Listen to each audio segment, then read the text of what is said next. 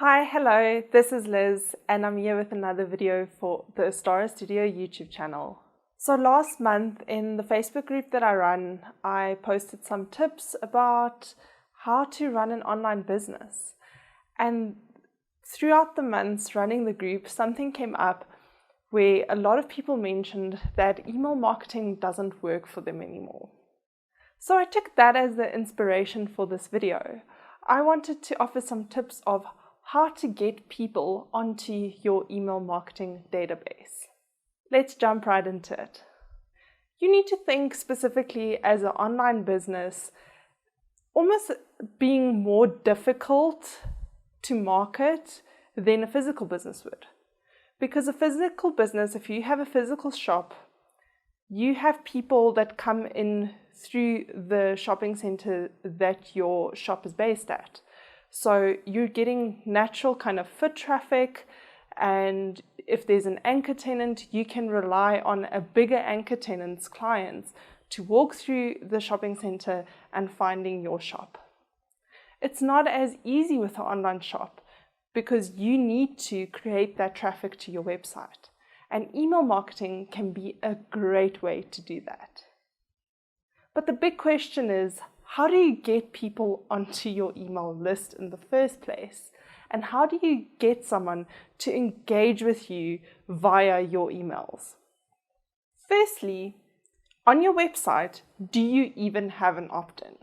I see a lot of people do email marketing, but there's either problems with their opt-in or they don't even have an opt-in form on their website. So what is an opt-in form?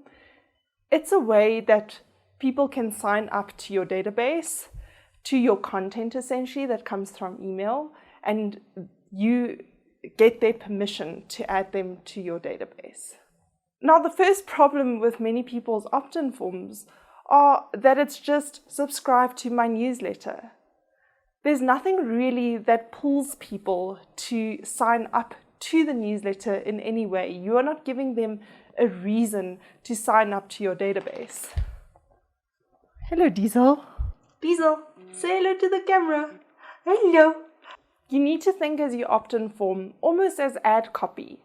It needs to have fantastic copy that's really enticing and makes someone want to join that opt-in form. Think of it as a miniature advert. It needs to be clever, it needs to be creative, and it really needs to offer something of value to your audience. So this is often where something like a value ad comes in, where people talk about funnel marketing. They also sometimes talk about offering kind of a freebie, a value ad, something to the audience to give the audience a reason to sign up. So you're showing them some of your free content, and then after that free content essentially makes them stay on the database, because it's very simple to just download that freebie and remove yourself from the subscription database, right, as an audience member. But if your content is really good, it might give the audience a reason to stay there. Another mistake I see that a lot of people make is that they're only putting that opt-in form somewhere on the homepage. You know what would be really great? If you create a landing page specifically for the opt-in form. And I'll explain why.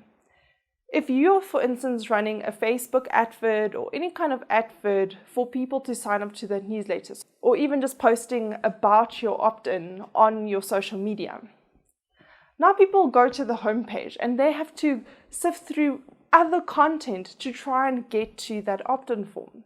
If you have a landing page that is specifically about the opt-in form, it makes it easier for people to actually subscribe. You're creating a clear user path for your audience. And you can explain the value add in a lot of more detail if there's a landing page about that opt-in. And then I've already touched on this, but are you actually doing other marketing and advertising around the opt-in? Are you potentially running Facebook ads? Because then you're getting a much larger audience beyond the people who are already following you on your social media. Another great idea would be to link things like blogs to your opt-in form. So either having an opt-in form on a specific blog if there's something relevant that you're talking about, or leading them to the landing page. But it could be very simple just to have an actual opt-in form about the thing you've discussed in your blog. So almost giving more information about the value add, or potentially talking about the problems you've experienced and how your value add freebie has helped you in your business. Anything like that can be very successful, and then it's just quickly fill in the opt-in form rather than clicking through to another page, making the journey longer. So that's also a great idea to get more people interested in the opt-in form, is to put it strategically in other places like blogs. You can leverage email-only specials. So companies like Superbalist in South Africa, like Takealot, they do that. They've got stuff like daily deals that you'll only really be familiar with if you're an email subscribee, or obviously if you're visiting the page every day, but the emails make you aware of the deals that you don't need to click through to the site. So if you do like the deals, you can click through. It's email-only promotions, basically. Something simple you can do is that to your current email database, when you are sending an email out, encourage your current readers to forward it on to anyone who they think it might be of value to. Word of mouth can be really useful with email marketing. I do that all the time. If I find emails that I think are relevant to some of my clients or some of my peers or colleagues, I do like to send those emails on, and I explain to those people why I think it would be relevant to them. And more often than not, my peers, my friends, my family, they appreciate that. You can also create a pop-up window on your website. So it's just a different way of having an opt-in form that it pops up. Some plugins and software allow you to only let that pop-up appear when someone has stayed on your website for a long enough time. So there's already some level of engagement with your website, and then when the time is ready, you're saying, oh, if you want more, subscribe to my newsletter. If you do have speaking opportunities, remember that at a speaking event, you also have the opportunity to guide people to a relevant opt-in for them.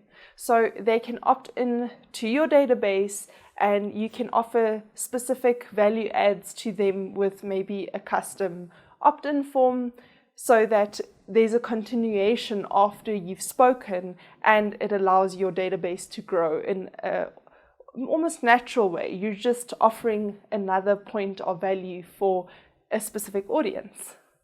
And last but not least, if you are going to do email marketing, and I know I'm really bad at this myself, be consistent with email marketing.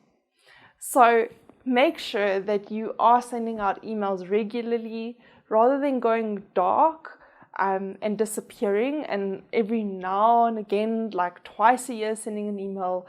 There is value in being consistent. It doesn't mean you have to spam your audience, but I often find with some of the businesses that I follow that if they haven't emailed me, if they send out a monthly newsletter, if they've skipped a newsletter, I wonder what's happened to them. And if you're also consistent, you're showing up regularly in someone's inbox. Now, they have the choice whether they read it or not. But more than likely, if they are ready to purchase that specific service, if you're the one who's been emailing, then they'll support you. And I think that's very important. It's staying top of mind. That's really what email marketing is about. Thank you so much for joining today. If you've liked what you've seen and you'd like to see more of it, please subscribe, like, leave me a comment, engage with me. It helps the algorithm, and it also helps me to know if there's more things to talk about. So if you leave me a comment about something you'd like to see in a video, do let me know. Catch you in the next video. Bye-bye.